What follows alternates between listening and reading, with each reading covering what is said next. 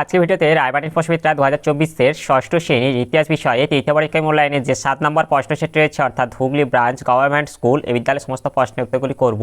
তার আগে তোমরা কেউ যদি আমার চ্যানেলে নতুন হয়ে থাকো তাহলে চ্যানেলটি অবশ্যই সাবস্ক্রাইব করে নেবে। প্রথমে একেইটা আছে সঠিক উত্তরটি নির্বাচন করো। একে আছে মেগালিথ হলো ডাবে বড় পাথরের সমাধি। 2 10 রাজার যুদ্ধের উল্লেখ আছে এটা হবে ঋগ্বেদে। 3 সুদ গ্রহণ যে ধর্মে নিষিদ্ধ ছিল এটা হবে ব্রাহ্মণ্য ধর্মে। 4 ঋগ বৈদিক যুগে আর্যদের বাসস্থান ছিল এটা হবে সপ্তসিন্ধু অঞ্চলে। 5 দক্ষিণ ভারতে একমাত্র মহাজনপদ হলো এটা হবে অসমক হবে। 6 হর্ষবর্ধনের উপাধি ছিল এটা হবে শিলাদিত্য। 7 কলিঙ্গের প্রথম শক্তিশালী রাজা ছিলেন এটা হবে অশোক। 8 গাথা সপ্তশতী তে গাথার সংখ্যা হবে 700টি। 9 গুপ্তামলে ধর্মীয় উদ্দেশ্যে জমিদানকে বলা হতো এটা হবে অগ্রহার প্রথা। 10 গুপ্তযুগে রোজকার কাজকর্মে ব্যবহার করা হতো এটা হবে তাম্র মুদ্রা। 11 সঙ্গম সাহিত্য যে ভাষায় রচিত এটা হবে তামিল হবে। 12 স্তূপের চারিদিকে তোরণ ছিল এটা হবে 4টি। 13 তাম্রলিপ্ত বন্দরটিকে গ্রিক ভাষায় বলা হয় এটা হবে তামালিতেস। এরপরে 14 জীবক ছিলেন এটা হবে চিকিৎসক। এরপরে 2 থেকে আছে নিচের প্রশ্নগুলির উত্তর দাও। একে আছে সংহিতা কথার অর্থ কী? সংহিতার কথার অর্থ হলো সংকলন করা। 2 বেদের অপর নাম কি? বেদের অপর নাম হলো শ্রুতি। 3 মহাস্থানগড় কোথায় অবস্থিত? মহাস্থানগড় হলো বর্তমান বাংলাদেশের বগুড়া জেলায় একটি প্রত্নস্থল। এরপরে 4 আছে ত্রিপিটক কোন ধর্মের প্রধান ধর্মগ্রন্থ? এটা হবে বৌদ্ধ ধর্মের। 5 পার্শ্বনাথ কে ছিলেন? এর উত্তরটি হলো পার্শ্বনাথ জৈন ধর্ম অনুসারে পার্শ্বনাথ ছিলেন 23তম তীর্থঙ্কর। তিনি ছিলেন কাশীর রাজপুত্র। তিনি শেষ বা 24তম তীর্থঙ্কর মহাবীরের 250 বছর আগের মানুষ ছিলেন। এরপরে 6 আছে মহাভারতের আদি নাম কি? মহাভারতের আদি নাম হলো জয়কাব্য। 7 উপবেদ কাকে বলা হয়? চিকিৎসাশাস্ত্রকে উপবেদ বলা হয়। এরপরে 8 আছে অর্থশাস্ত্র কে রচনা করেন? অর্থশাস্ত্র রচনা করেন কৌটিল্য। 9 সুদর্শন হ্রদ কোন সম্রাটের শাসনকালে নির্মিত হয়? সুদর্শন হ্রদ চন্দ্রগুপ্ত মৌর্যের আমলে নির্মিত হয়। এরপরে 10 আছে বৈদ্য সুসেন লক্ষণের ক্ষতস্থানে কি লাগাতে বলেছিলেন? তবে বিশল্যকরণী। এরপরে 11 কনিষ্কের মূর্তি কোথায় পাওয়া গেছে? এটা হবে মথুরায়। 12 ইন্ডিকা কে রচনা করেন? এটা হবে মেগাস্থেনিস। 13 চতুর্থ বৌদ্ধ সংগীতির সভাপতি কে ছিলেন? এটা হবে বসুমিত্র। 14 লিচ্ছবি কাদের বলা হতো? বৈশালীর আশেপাশে যেসব বজ্জি থাকতো তাদের লিচ্ছবি বলা হতো। এরপরে 3 থেকে আছে নিচের প্রশ্নগুলির উত্তর দাও যে কোনো 6টি। একে আছে সভা ও সমিতি বলতে কি বোঝায়? এর উত্তরটি হলো ঋগ বৈদিক যুগের গণপ্রতিনিধিত্বমূলক সংস্থার নাম ছিল সভা ও সমিতি। বয়স্ক ও জ্ঞানবৃদ্ধদের নিয়ে গঠিত হতো সভা। একে গ্রাম্য পরিষদ রূপে বর্ণনা করা হয়। সমিতি গঠিত হতো জনগণের মনোনীত ব্যক্তিদের নিয়ে। একে জনপরিষদ রূপে বর্ণনা করা হতো। সভা অপেক্ষা সমিতির আকার ও ক্ষমতায় শ্রেষ্ঠ ছিল। এই সংস্থাগুলি রাজার ক্ষমতা নিয়ন্ত্রণ করলেও রাজা ক্ষমতাশালী হওয়ার এগুলির গুরুত্ব হ্রাস পায়।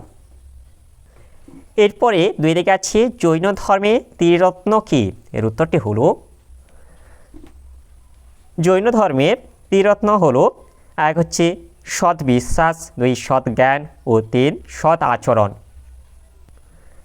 এরপরে 3 থেকে আছে আর্য সত্য কি? এর উত্তরটি হলো বোধি বা জ্ঞান লাভ করার পর বুদ্ধদেব মানুষের মুক্তির উপায় হিসেবে যে 4টি সত্য পালনের উপদেশ দেন তা আর্য সত্য বা চতুরার্য সত্য নামে পরিচিত। চতুরার্য সত্য হলো 1 মানুষের জীবনে দুঃখ আছে। 2 দুঃখের কারণ আছে। 3 দুঃখ দূর করা যায়। 4 দুঃখ দূর করার জন্য সঠিক মার্গ বা পথ আছে। দুঃখ দূর করার জন্য এই মার্গ হলো অষ্টাঙ্গিক মার্গ। এরপরে 4 আছে দ্বিতীয় চন্দ্রগুপ্তকে সকারি বলা হয়েছে কেন? এর উত্তরটি হলো গুজরাট অঞ্চল থেকে শক ক্ষত্রপ শাসকদের উচ্ছেদ করেন দ্বিতীয় চন্দ্রগুপ্ত, তাই তাকে বলা হয় শকারি। এরপরে 5 গেছে হরপ্পা সভ্যতাকে প্রথম নগরায়ণ বলা হয় কেন? এর উত্তরটি হলো প্রাচীন ভারতে হরপ্পা সভ্যতায় যে নগরকেন্দ্রিক সভ্যতা গড়ে উঠেছিল বলেই তাকে প্রথম নগরায়ণ বলা হয়। এরপরে 6 গেছে সাতবাহন শাসনে মেয়েদের অবস্থা কীরূপ ছিল? এর উত্তরটি হলো সমাজ জীবনের ভিত্তিক ছিল পরিবার, বাবা ছিলেন পরিবারের প্রধান। দক্ষিণ ভারতে অবশ্য কিছু ক্ষেত্রে মায়ের নাম সন্তানের নামের সঙ্গে যুক্ত হতো। সাতবাহন শাসকদের অনেকের নামই তার প্রমাণ। কিন্তু সমাজে নারীর অবস্থা ছিল পুরুষের নিচে। পরিবারে মেয়ের বদলে ছেলে জন্মালে আনন্দ বেশি হতো। শিক্ষার ক্ষেত্রেও মেয়েরা পিছিয়ে ছিল। অল্প বয়সে মেয়েদের বিয়ে দেওয়ার কথা বলা হতো। এরপরে 7 আছে বিহার ও স্তূপের মধ্যে পার্থক্য কী? এর উত্তরটি হলো বিহার স্তূপ এক হচ্ছে বৌদ্ধ ভিক্ষুদের থাকা ও পড়াশোনার জন্য তৈরি হতো বিহার। গৌতম বুদ্ধের দেহাবশেষের ওপর অর্ধগোলাকার ঢিবির মতো স্থাপত্যকে স্তূপ বলা হয়। এরপর 2 আছে প্রথম দিকে বিহার ছিল অনেক গুহার সমষ্টি, পরবর্তীকালে ইট দিয়ে বিহার তৈরি করা হয়। এটা হবে প্রথম দিকে স্তূপ তৈরি হতো মাটির ঢিবি করে, পরবর্তীকালে ইট দিয়ে মজবুত স্তূপ তৈরি করা হয়। অনেক ইটের স্তূপে পাথরের আস্তরণ দেওয়া হয়। এরপরে 8 আছে তাম্রলিপ্ত বন্দর বিখ্যাত কেন? এর উত্তরটি হলো প্রাচীন ভারতীয় উপমহাদেশের একটি প্রধান বন্দরনগর ছিল তাম্রলিপ্ত। তাম্রলিপ্ত বিভিন্ন নামে পরিচিত ছিল, যেমন তাম্রলিপ্তি, দামলিপ্ত, তামালিতেশ প্রভৃতি। সম্ভবত এটি ছিল এখানকার পূর্ব মেদিনীপুরের তমলুকের কাছাকাছি সুয়ানজাং ও ফাজিয়ান। তাম্রলিপ্ত বন্দরের কথা বলেছেন। তাম্রলিপ্ত স্থলপথ ও জলপথে যাওয়া যেত। বাণিজ্য ছাড়াও পড়াশোনার জন্য ও তাম্রলিপ্ত বিখ্যাত ছিল। এরপরে 4 আছে নিচের প্রশ্নগুলির 3-4টি বাক্যে উত্তর দাও, যে কোনো 5টি। 1 আছে প্রাচীন ভারতে জলসেচ ব্যবস্থা কেন গড়ে উঠেছিল? এর উত্তরটি হলো প্রাচীন ভারতে মানুষের প্রধান জীবিকা ছিল কৃষি, আর ভালো কৃষিকাজের জন্য প্রয়োজন ছিল ভালো সেচ ব্যবস্থা। প্রাচীন ভারতের শাসকরা কৃষির উন্নতির জন্য জলসেচের প্রতি নজর দিতেন। ধনী ব্যক্তিরা নিজেদের এলাকায় কৃষির উন্নতির জন্য নিজের উদ্যোগে জলসেচ ব্যবস্থা তৈরি করতেন। এরপরে 2 আছে মৌর্য সাম্রাজ্যে গুপ্তচরদের কাজ কী ছিল?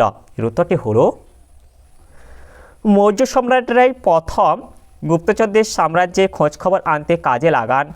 বিদেশি বা অচেনা সন্দেহজনক লোক সবার ওপরেই গুপ্তচরের নজর থাকত। রাজকর্মচারী এমনকি রাজপুত্ররাও চরদের নজরে বাইরে যেতে পারত না। সাম্রাজ্যের সব খবর চলে যেত সম্রাটের কাছে। এরপরে 3 আছে মৌর্য যুগে পুরুষ ও নারীরা কী ধরনের পোশাক পরিধান করত? এর উত্তরটি হলো মৌর্য আমলে পুরুষ ও মহিলারা সুতি, পশম ও রেশমের কাপড় ব্যবহার করত। মৌর্য আমলে পুরুষদের পোশাক 1 মৌর্য আমলে পুরুষরা আজকের মতো ধুতি চাদর পরত। 2 রাজপরিবার ও ধনী পরিবারের পুরুষরা দামি পোশাক পরতেন। 3 পুরুষদের অনেকে মাথায় পাগড়ি পরত। এরপরে আছে মৌর্য আমলে নারীদের পোশাক ও অলঙ্কার। 1 মৌর্য আমলে মহিলারা শাড়ি, চাদর বা ওড়না ব্যবহার করত। 2 ধনী ও রাজপরিবারের মহিলারা দামি পোশাক পরত। তারা দামি পাথর ও সোনার গয়না পরত। এরপরে 4 আছে গান্ধার শিল্পে বুদ্ধ মূর্তিগুলি কেমন ছিল? এর উত্তরটি হলো গান্ধারের শিল্পীরা নতুন ধরনের বুদ্ধ মূর্তি তৈরি করেন। নাক টিকালো, টানা ভ্রু ও আধবোজা চোখ মূর্তিগুলির বৈশিষ্ট্য। মূর্তির পায়ের জুতোগুলিও রোমান জুতোর মতো দেখতে হতো। সোনালি রঙের ব্যবহারও মূর্তিগুলিতে দেখা যায়। সব মিলিয়ে গান্ধার শিল্পে গ্রিক ও রোমান শিল্পের ছাপ দেখা যায়। এরপরে 5 আছে বৈদিক যুগের প্রত্নতত্ত্ব সম্পর্কে আলোচনা করো। এর উত্তরটি হলো সময়কাল হরপ্পার নগর সভ্যতার অবসানের পর বৈদিক যুগের গ্রামীণ সভ্যতার প্রত্নতাত্ত্বিক প্রমাণ পাওয়া যায়। উত্তর ভারতে বিভিন্ন এলাকায় খ্রিস্টপূর্ব 1600 অব্দ থেকে খ্রিস্টপূর্ব 1000 অব্দ বা তার পরের সময়ের বৈদিক যুগের প্রত্নতাত্ত্বিক প্রমাণ পাওয়া যায়। বৈদিক যুগের প্রত্নস্থল বৈদিক যুগের প্রত্নতাত্ত্বিক প্রমাণ পাওয়া যায় হরিয়ানার ভগবানপুরায় এবং অহিচ্ছত্র, হস্তিনাপুর, অত্তঞ্জি, খেররা, নোহ প্রভৃতি জায়গায়। প্রাপ্ত জিনিসপত্র বৈদিক যুগের প্রত্নস্থল থেকে পাওয়া গেছে: 1 ধূসর রঙের মাটির পাত্র, 2 তামা ব্রোঞ্জের গয়না ও লোহার তৈরি তিলে ফলা, বর্ষার ফলা, পেরিক, ছোড়া প্রভৃতি, 3 তাছাড়া বড়শি, মাটির তৈরি বাসন, বিভিন্ন পাত্রের গায়ে আঁকা ছবি, মানুষ ও পশুর মূর্তি প্রভৃতি পাওয়া গেছে। 4 এ যুগে ঘোড়া ছিল অন্যতম পালিত পশু এবং তারা ঘোড়ায় টানা রথ ব্যবহার করত, তার প্রমাণ পাওয়া যায়। এরপরে 6 আছে তক্ষশিলা মহাবিহারের ছাত্রদের কিভাবে ভর্তি নেওয়া হতো। এর উত্তরটি হলো তক্ষশিলা ছিল গন্ধার মহাজনপদের রাজধানী। তক্ষশিলায় বহু দেশি বিদেশি পণ্ডিত মানুষের আনাগোনা ছিল, ফলে তক্ষশিলা বৌদ্ধ ধর্মের শিক্ষাকেন্দ্র হিসেবে বিখ্যাত হয়ে উঠেছিল। তক্ষশিলা মহাবিহারের খ্যাতি চারিদিকে ছড়িয়ে পড়েছিল। তক্ষশিলা মহাবিহারে উচ্চশিক্ষা লাভ করার জন্য বিভিন্ন অঞ্চলের ছাত্ররা এখানে আসতো। শিক্ষার্থীর বয়স এখানে 16 থেকে 20 বছর বয়সে ছাত্ররা ভর্তি হতো। শিক্ষাকাল এখানে মোটামুটি 8 বছর লেখাপড়া করতে হতো। লেখাপড়ার মান ছিল বেশ উন্নত। এরপরে 7 আছে গুপ্ত যুগের স্ত্রীধন বলতে কি বোঝো। এর উত্তরটি হলো গুপ্ত যুগে স্ত্রীলোকের সম্পদকে স্ত্রীধন বলা হতো। এই যুগে বিয়ের সময় মেয়েরা কিছু সম্পদ পেতেন। এই সম্পদের উপর একমাত্র তারই অধিকার থাকতো। তারা নিজেদের ইচ্ছে মতো এই সম্পদের ব্যবহার করতে পারতেন, তবে স্ত্রীধন দেওয়ার প্রথা সব সমাজে চালু ছিল না। এরপরে 5 গেছে নিচের প্রশ্নগুলির 7-8টি বাক্যে উত্তর দাও, যে কোনো 3টি। একে আছে বর্ণাশ্রম প্রথা কীভাবে চিকিৎসা বিদ্যায় বাধা সৃষ্টি করেছিল। এর উত্তরটি হলো জাতিভেদ প্রথা কঠোর হওয়ার ফলে চিকিৎসা বিজ্ঞান চর্চায় সমস্যা তৈরি হয়েছিল। বলা হতো আগের জন্মে পুণ্য করলে পরের জন্মে রোগের হাত থেকে রেহাই পাওয়া যায়। এই ধরনের কথা চিকিৎসা বিজ্ঞানের বিরোধী ছিল।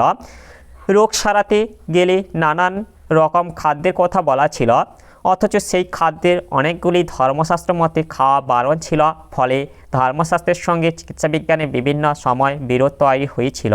সুশ্রুত সংহিতায় চিকিৎসা বিজ্ঞানের গুরুত্বপূর্ণ অংশ ছিল সব ব্যবচ্ছেদ বা মরা কাটা, অথচ ধর্মশাস্ত্রের মতে সব বা মৃতদেহ ছোঁয়া নিষেধ ছিল। ফলে মরা কাটা নিষিদ্ধ হওয়ার জন্য শারীরবিদ্যা ও শল্য চিকিৎসা চর্চা ধীরে ধীরে কমে গেল।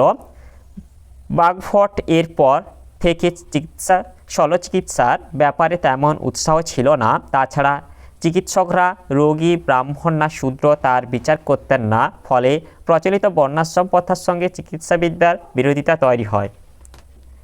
এরপরে 2 গেছে বৈদিক যুগে শিক্ষা ব্যবস্থা কেমন ছিল। এর উত্তরটি হলো আধুনিককালে শিক্ষা ব্যবস্থা বলতে যা বোঝায় বৈদিক যুগে তা ছিল না। এই সময় ধর্ম ও ধর্মভিত্তিক শিক্ষা ব্যবস্থা প্রবর্তিত ছিল। বৈদিক যুগের শিক্ষা ব্যবস্থা ব্রহ্মচর্য। বৈদিক যুগে আর্য সন্তানদের জীবন 4টি স্তরে বিভক্ত থাকত।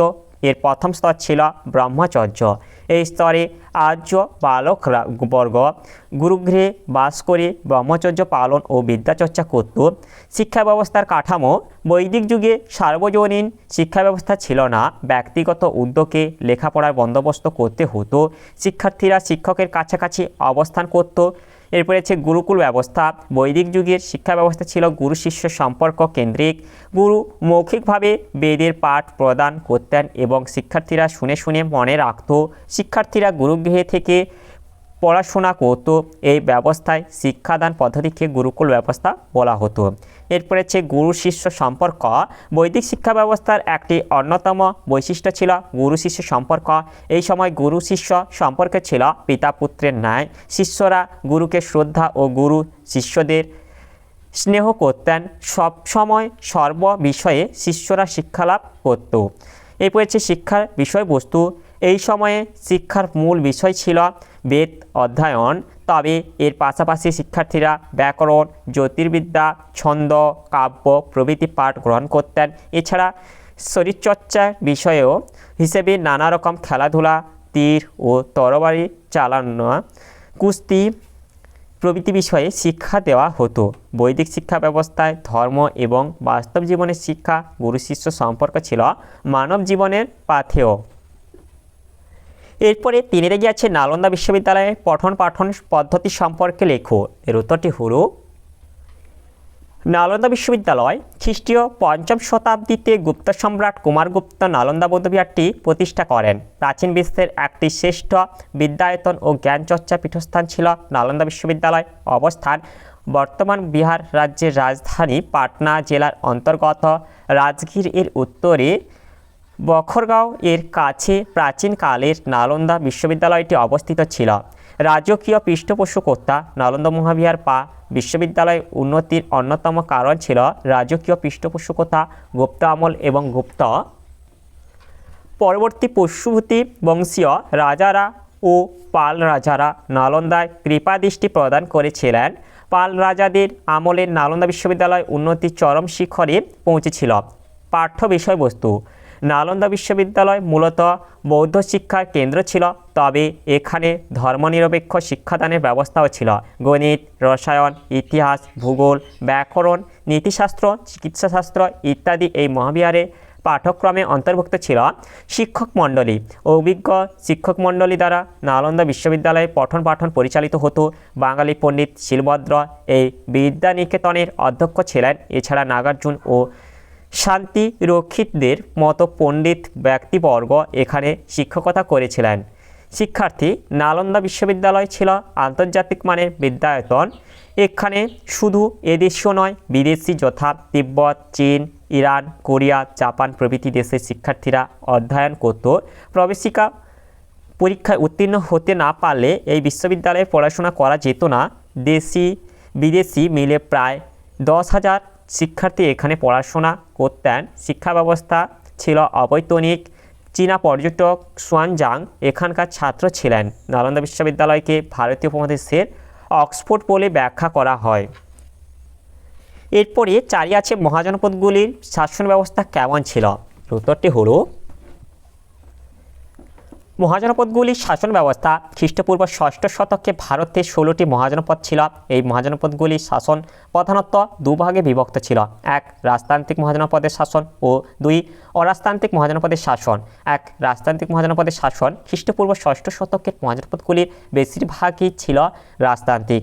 রাজতান্ত্রিক রাজ্যগুলিতে রাজাই ছিলেন নিরঙ্কুশ ক্ষমতার অধিকারী। শাসন ব্যবস্থায় সবার উপরে ছিলেন রাজা। রাজপদ ছিল বংশানুক্রমিক। রাজ্য শাসনের কাজে রাজাকে সাহায্য করত একটি সভা। সভার সদস্যরা রাজাকে নানা বিষয়ে পরামর্শ দিত। রাজার আদেশ প্রজারা মানতে বাধ্য ছিল।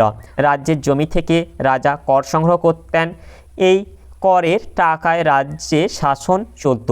বজ্জী ও মল্ল ছাড়া বাকি 14টি রাজ্যেই রাজতান্ত্রিক শাসন ব্যবস্থা প্রচলিত ছিল। রাজতান্ত্রিক রাজ্যগুলির মধ্যে উল্লেখযোগ্য ছিল কোশল, মগধ, অবন্তী ও বৎস। 2 অরাজতান্ত্রিক মহাজনপদের শাসন খ্রিস্টপূর্ব 6ষ্ঠ শতকে মহাজনপদগুলির মধ্যে অনেক মহাজনপদ ছিল অরাজতান্ত্রিক মহাজনপদ। প্রজাতান্ত্রিক এই রাজ্যের অপর নাম ছিল গণরাজ্য। গণরাজ্যগুলিতে কোনো রাজা শাসন ছিল না। গ্রাম ও শহরের প্রধানরা মিলিত হয়ে একজন অধ্যক্ষ নির্বাচন করতেন, যিনি রাজ্য প্রশাসন পরিচালনা করতেন। গণতান্ত্রিক রাজ্যগুলিতে অধ্যক্ষ তার জীবনদশা পর্যন্ত স্বপদে বহাল থাকতেন। গণরাজ্যগুলিতে জনগণ নিজেদের মধ্যে আলাপ আলোচনা করে তাদের কর্তব্য ঠিক করত। তবে নারীরা ও দাসীরা এই আলোচনায় অংশ নিতে পারত না। এই সময়ে বজ্জী ও মল্ল ছিল 2টি গুরুত্বপূর্ণ গণরাজ্য। এই গণরাজ্যগুলিতে একটি উপজাতি বসবাস করত। এই সকল উপজাতির লোকেরা ঐক্যবদ্ধভাবে রাজতান্ত্রিক রাজ্যগুলির বিরুদ্ধে যুদ্ধে অবতীর্ণ হতেন। এরপরে 5 আছে কারিগর ও ব্যবসায়ীদের সংঘগুলির ভূমিকা কী ছিল। এর উত্তর হলো খ্রিস্টপূর্ব ষষ্ঠ শতক থেকেই ব্যবসা বাণিজ্য বৃদ্ধির ফলে ব্যবসায়ী ও কারিগরদের বিভিন্ন সংঘ গড়ে উঠেছিল। সংঘগুলি কারিগর ও ব্যবসা সংক্রান্ত বিরোধ, পেশাগত নিরাপত্তা, জিনিসপত্রের গুণমান ও দাম ঠিক রাখত। সংঘগুলি শ্রেণী, গণ ইত্যাদি নামেও পরিচিত ছিল। কুষাণ যুগে একটি পোশাককে কেন্দ্র করে আলাদা সংঘ গড়ে উঠেছিল। সংঘগুলির নিজস্ব আইন ছিল, তবে গুরুতর অসন্তোষ দেখা দিলে রাজা তার মীমাংসা করতেন। সংঘগুলি নিয়মিতভাবে নগদ অর্থের লেনদেন করত। গুপ্ত ও তার পরবর্তী যুগে সংঘের কাজকর্ম তদারকি করার জন্য বেশ কিছু কর্মচারী নিয়োগ করা হয়েছিল। আজকের ভিডিওতে তাহলে আমরা ষষ্ঠ শ্রেণীর ইতিহাস বিষয়ে যে সাথে থাকে হুগলি ব্রাঞ্চ গভর্নমেন্ট স্কুল এই বিদ্যালয়ের সমস্ত প্রশ্নের উত্তরগুলি শেষ করলাম। আর তোমরা কেউ যদি আমার চ্যানেলটা এখনও সাবস্ক্রাইব করে রাখোনি তাহলে চ্যানেলটা অবশ্যই সাবস্ক্রাইব করে নেবে। আর ভিডিওটি ভালো লাগলে ভিডিওটিকে অবশ্যই লাইক, কমেন্ট ও শেয়ার করে দেবে।